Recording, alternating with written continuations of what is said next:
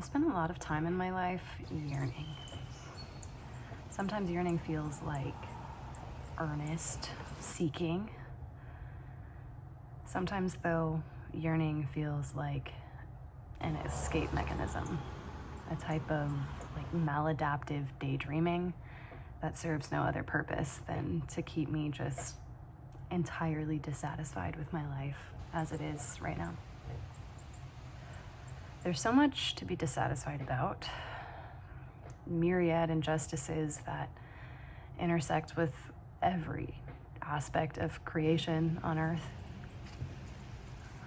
There are even powerful, nameable people with addresses who have organizations that can be pointed to and blame. Rightly so. They are to blame. But yearning is difficult. Yearning with discernment can look more like change-making. To yearn as a means to scaffold our experiences, though, of just this perpetual yearning, that is not so much change-making as much as it is a coveting.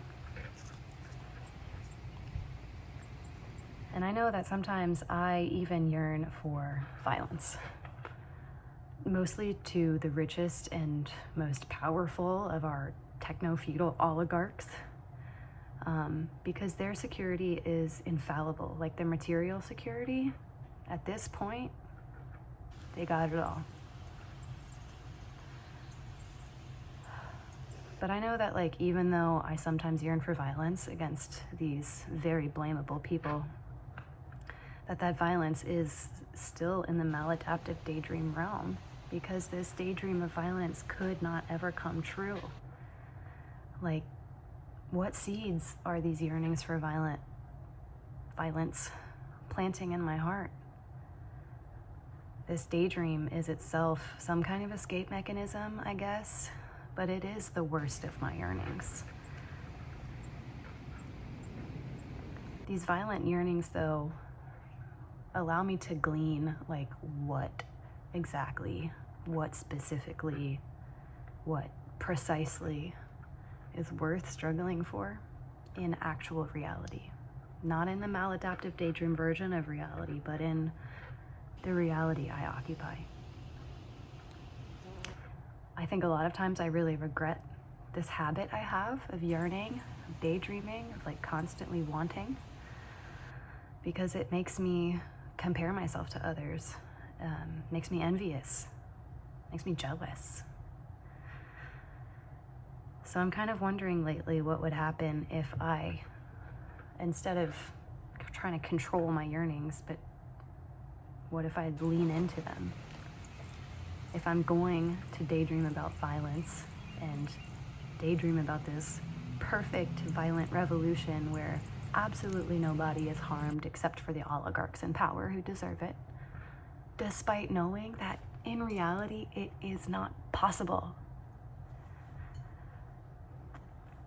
If I lean into it, what insight can I come out with? Can I make my corner of the world a little bit more just?